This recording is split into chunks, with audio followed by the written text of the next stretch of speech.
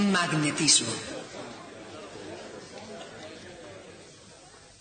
Cuando me dispuse a preparar estas charlas sobre magnetismo, hice lo que cualquier persona hubiera hecho en estas circunstancias, ir a la biblioteca para conseguir algún libro con el fin de ver de qué iba la cosa. Pero resultó que nuestra biblioteca no está al día en el tema del magnetismo. Por eso el único libro que encontré sobre el tema, al menos el más reciente que pude encontrar, fue un libro publicado en el año 1600. Se titula De Magnete y fue escrito por William Gilbert.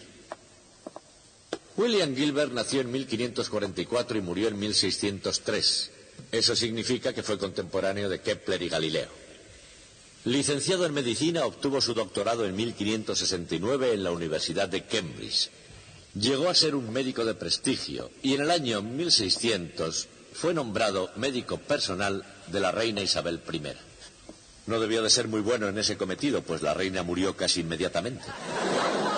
Sin embargo, cuando no estaba ocupado aplicando sanguijuelas a soberanos desafortunados, pasaba su tiempo estudiando magnetismo. El hecho es que el único legado personal que hizo la reina Isabel al morir fue una suma de dinero para William Gilbert, con lo que él pudo continuar sus estudios sobre magnetismo. Gilbert descubrió, de hecho, que se puede destruir el magnetismo de un material magnético calentándolo. Gilbert hizo otros importantes descubrimientos sobre magnetismo. Descubrió la manera de aumentar el magnetismo de un imán permanente rozándolo con otro imán. Encontró que si se mantiene una barra de hierro rigurosamente alineada durante mucho tiempo, se imanta gradualmente. Y posiblemente el hallazgo más importante de todos fue descubrir que la Tierra se comporta como un imán gigante. Se han descubierto desde entonces algunos otros hechos importantes sobre magnetismo, y de eso es de lo que voy a hablarles hoy.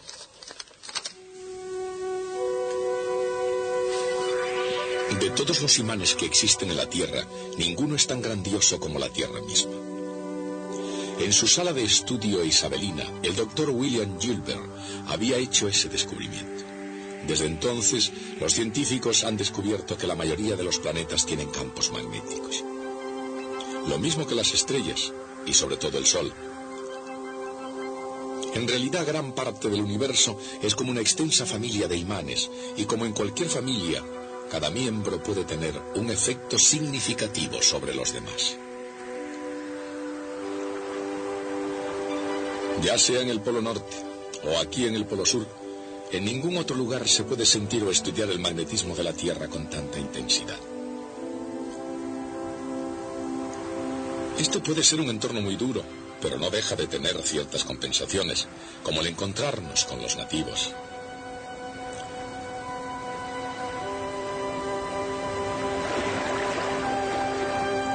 O poder ver la aurora, que es probablemente uno de los espectáculos más grandes de la Tierra.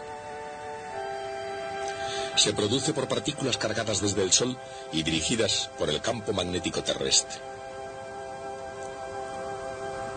Pero, ¿qué es exactamente el magnetismo? Prácticamente todos hemos jugado alguna vez con imanes. De modo que todos ustedes conocen ya mucho sobre magnetismo. Por ejemplo, quizás sepan que se puede levantar con un imán una caja de papel, siempre y cuando esté llena de clips de acero, por supuesto. Imagino que también saben que no pueden utilizar un imán para levantar un trozo de aluminio como este, o un trozo de cobre como este. En otras palabras, algunos materiales son magnéticos y otros no.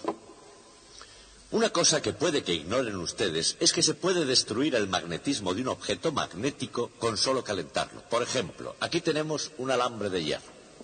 Pueden ver que es magnético ya que se sostiene al estar atraído por esta barra magnética. Destruiré el magnetismo de este alambre de hierro calentándolo. Lo haré haciendo pasar una fuerte corriente a través de él. Y mientras lo hago, verán que a medida que se calienta el alambre irá combándose. Y hará falta que lo ponga casi al rojo antes de que se desprenda del imán. Debo aplicar más corriente aún. Ahora miren, ahí está. Cuando se calienta suficientemente se destruye su magnetismo y el alambre cae. Ahora que he desconectado la corriente, se está enfriando. Cuando esté lo suficientemente frío, podré pegarlo al imán otra vez. Mírenlo. O sea que el magnetismo puede ser destruido por calentamiento y se restablece cuando el material se enfría de nuevo. Esto es verdad no solo con el hierro, lo es también con otros materiales. Tengo aquí algo que parece hierro vulgar, pero no lo es. Fíjense en él.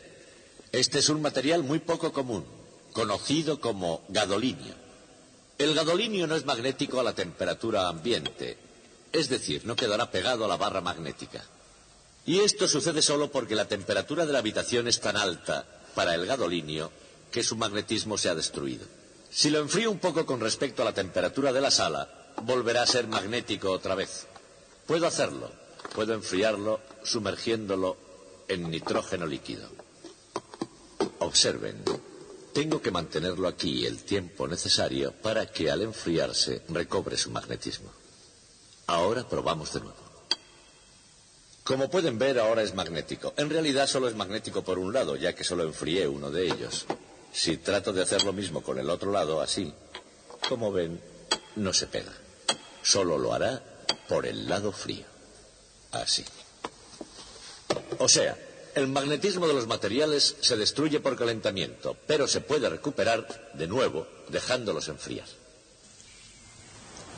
Caliente o frío, en la forma de un simple imán o en la grandiosa aurora, ¿cuál es la naturaleza esencial del magnetismo?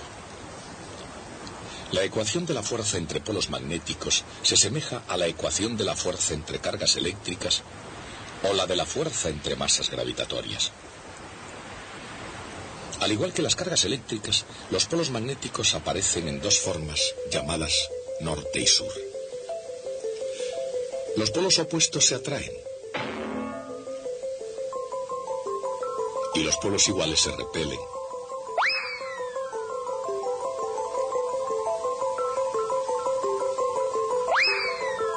A diferencia de las cargas eléctricas, los polos magnéticos siempre se presentan de dos en dos, iguales y opuestos. Si se intenta cortar un imán en dos para separar los dos polos, los puntos por donde se efectuó el corte crearán sus propios polos. De manera que cada fragmento continúa teniendo un polo norte y un polo sur. Y es esta única diferencia entre cargas eléctricas y polos magnéticos lo que nos lleva a la pregunta: ¿puede un único polo magnético existir por sí solo en algún lugar del cosmos? De acuerdo con ciertas teorías, sí que puede.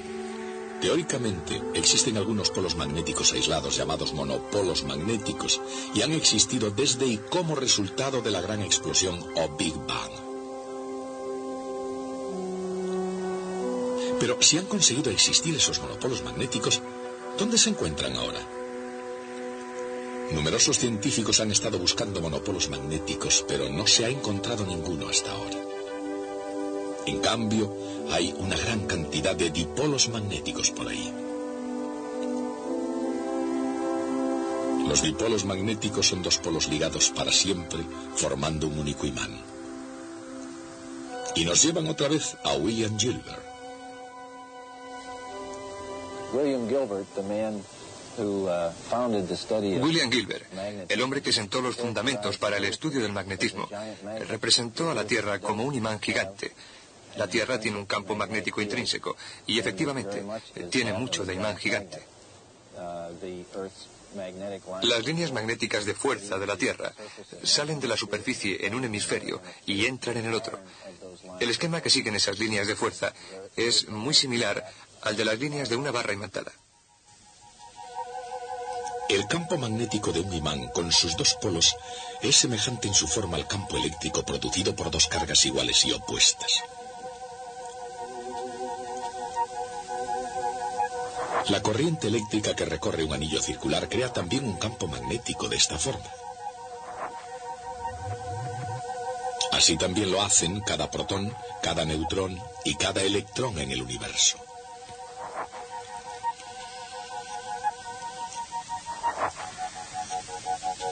Sucede que la propia Tierra tiene un campo creado por un dipolo que apunta hacia el sur, lo que hace que las agujas de las brújulas apunten al norte. Ese hecho puede ser muy útil a veces, especialmente en momentos como este. Estos soldados están usando una brújula para encontrar su camino de vuelta al campamento.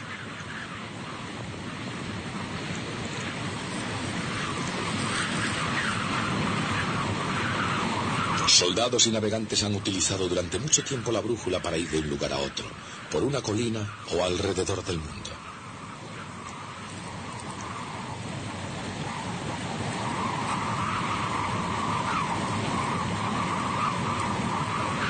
Y hasta el grado en que lo han conseguido ha sido debido a que la aguja magnética de una brújula siempre señala al norte. Pero ¿cómo funciona una brújula? O en otras palabras, ¿qué le sucede realmente a un imán de un campo magnético?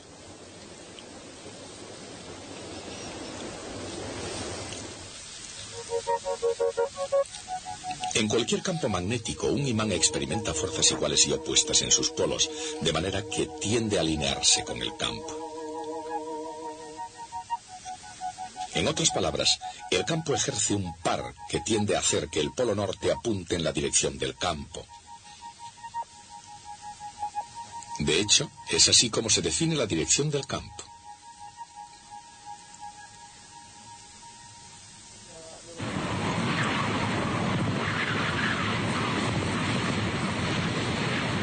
Sin importar el punto de destino, la aguja magnética de una brújula puede señalar el camino, porque se alinea con el campo de la Tierra. Al menos eso es lo que sucede aquí en la superficie. Pero, ¿qué sucede muy lejos por encima de la superficie de la Tierra?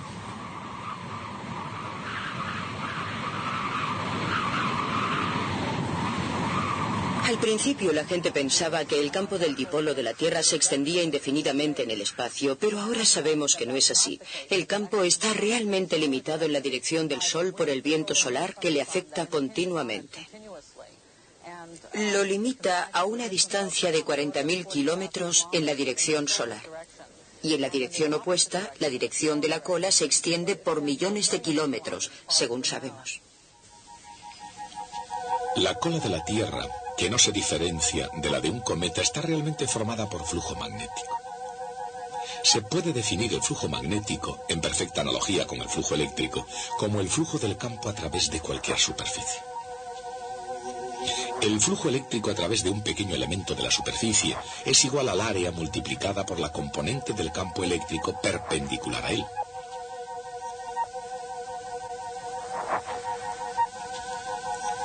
El flujo total es la suma o integral de todo el flujo a través de la superficie.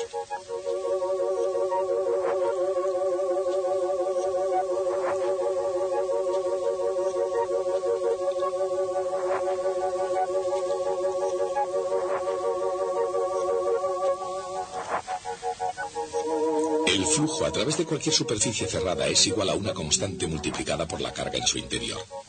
A veces se representa por Q partido por epsilon sub 0. Recibe el nombre de ley de Gauss.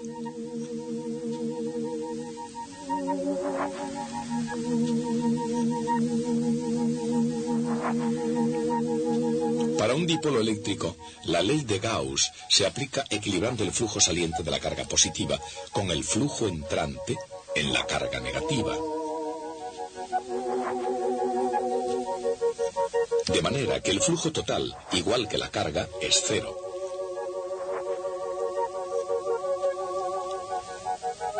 El flujo magnético se define exactamente de la misma manera.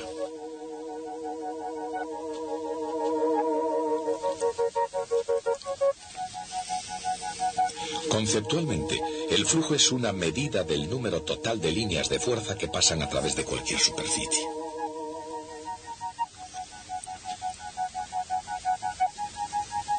Pero como todos los imanes son dipolos, el flujo magnético total a través de cualquier superficie cerrada es siempre cero.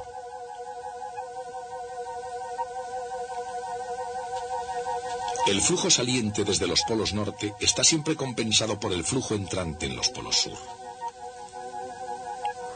Esta es la ley de Gauss para el magnetismo.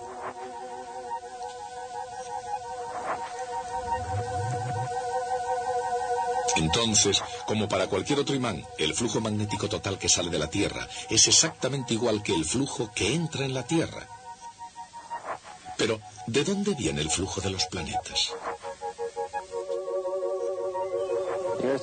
El principal campo magnético de la Tierra sabemos que está producido por el flujo de corrientes eléctricas a gran escala en las profundidades de la Tierra. El campo tiene otras componentes, pero el campo principal, la componente dipolar, está asociada con esas corrientes. No se sabe con exactitud cómo se produce el campo magnético. No se tiene un modelo aceptado en detalle para el mecanismo de producción. Se sabe, sin embargo, que está de algún modo relacionado con el movimiento de estos materiales conductores derretidos en la rotación de la Tierra. Esos materiales son, sobre todo a grandes profundidades, fundamentalmente níquel y hierro fundidos. Dado que el campo magnético de la Tierra proviene de la rotación de la misma, se alinea más o menos con esa rotación. En realidad, todo el campo da una oscilación por día, ya que está desplazado unos 11,5 grados.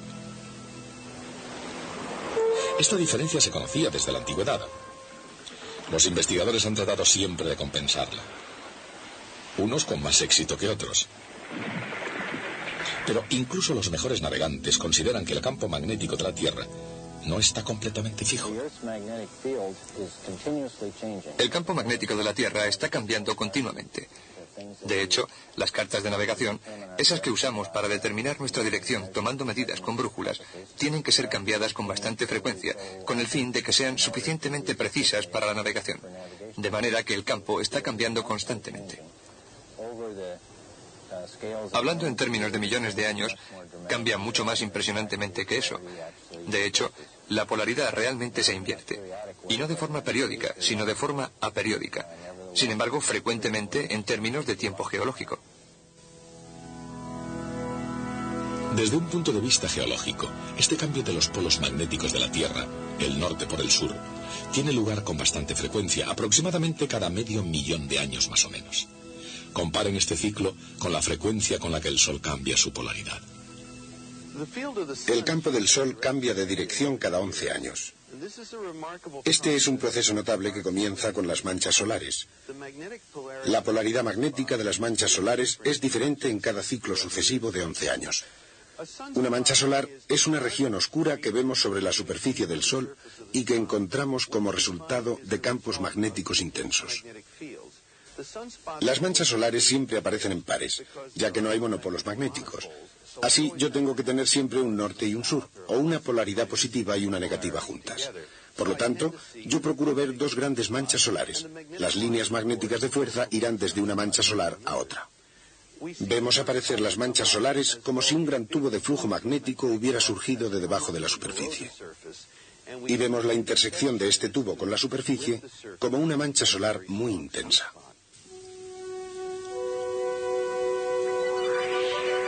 Las manchas solares muy intensas producen consecuencias muy intensas. Entre las más espectaculares están las llamaradas solares. También está el viento solar, no tan obvio, pero igualmente evidente cuando azota de repente causando estragos en el campo magnético de la Tierra. El Sol es el origen del viento solar, que es un efluvio a alta velocidad de todo el material de la atmósfera del Sol. Y esto sucede de una manera curiosa. La atmósfera exterior del Sol, llamada corona solar, está muy caliente. Eso es lo que vemos alrededor del Sol en un eclipse total, si es que alguna vez han visto ustedes uno. La temperatura es de 1.000.000 de grados. Cuando el gas llega a estar a tan alta temperatura, le resulta más fácil escapar del Sol, porque al estar tan caliente, la conductividad es alta. La temperatura del viento solar se mantiene alta hasta una gran distancia. Incluso en la Tierra es bastante alta. Por lo tanto, el gas puede escapar del Sol y fluye hacia afuera bajo el control del campo magnético. En realidad van juntos.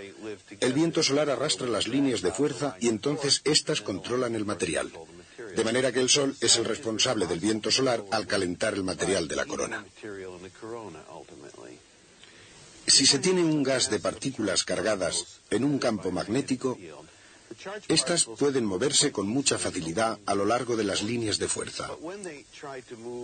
Pero cuando tratan de moverse transversalmente a las mismas, giran en espiral. Esa espiral es producida por lo que se llama la fuerza de Lorentz. Un campo magnético no aplica fuerza alguna a una carga eléctrica que esté en reposo. Sin embargo, si la carga eléctrica está en movimiento, existe una fuerza magnética llamada fuerza de Lorentz. Es perpendicular tanto al campo como a la dirección de movimiento de la carga.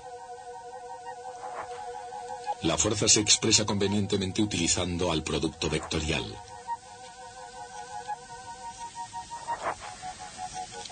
Como la fuerza magnética que actúa sobre una carga eléctrica en movimiento es siempre perpendicular a la velocidad, la fuerza no la hace aumentar ni disminuir. En lugar de eso, las cargas tienden a seguir trayectorias, en forma de circunferencia o de hélice. En campos magnéticos no uniformes, las cargas eléctricas pueden ser atrapadas, como en el caso, por ejemplo, de los cinturones de radiación de Van Allen. Cerca de las regiones polares, las partículas cargadas se acercan a veces lo suficiente como para chocar con la atmósfera, emitiendo luz como los electrones al chocar con una pantalla de televisión. Ese es el origen de la espectacular aurora en los polos norte y sur. Sin embargo, en general, el efecto del campo magnético es mantener las partículas cargadas lejos de la Tierra.